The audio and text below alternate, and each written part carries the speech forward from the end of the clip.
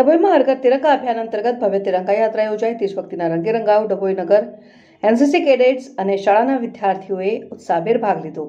હર ઘર તિરંગા અભિયાન અંતર્ગત ડભોઈ ખાતે ભવ્ય તિરંગા યાત્રાનું આયોજન કરવામાં આવ્યું હતું. રાષ્ટ્રધ્વજ, તિરંગા પ્રત્યે ગૌરવ અને દેશભક્તિની ભાવનાને ઉજાગર કરતી આ યાત્રામાં મોટી સંખ્યામાં નાગરિકો, એનસીસીના કેડેટ્સ તથા વિવિધ શાળાના વિદ્યાર્થીઓ ઉત્સાહભેર જોડાયા હતા. સમગ્ર યાત્રા દરમિયાન ડભોઈ શહેર દેશભક્તિના માહોલથી ગુંજી ઉઠ્યું હતું.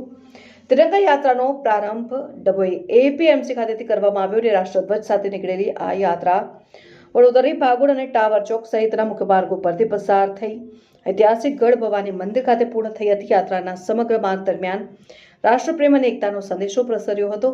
તિરંગા યાત્રા દરમિયાન માર્ગમાં આવેલી રાષ્ટ્ર નિર્માણમાં અમૂલ્ય યોગદાન આપનાર મહાત્મા ગાંધીજી, સરદાર વલ્લભભાઈ પટેલ તથા ભારત રત્ન ડોક્ટર બાબા સાહેબ આંબેડકરની પ્રતિમાઓને વંદન કરવામાં આવ્યું. મહાનુભાવોને શ્રદ્ધાપૂર્વક નમન કરીને તેમના રાષ્ટ્રપ્રેમ, સમર્પણ અને સામાજિક એકતાના વિચારોને સ્મરણ કરવામાં આવ્યા. આ ભવ્ય તિરંગા યાત્રામાં એનસીસીના કેડેટ્સ તેમજ વિવિધ શાળાના વિદ્યાર્થીઓએ ઉત્સાહ અને ઉમંગ સાથે ભાગ લઈને રાષ્ટ્રધ્વજ પ્રત્યેનું ગૌરવ વ્યક્ત કર્યું.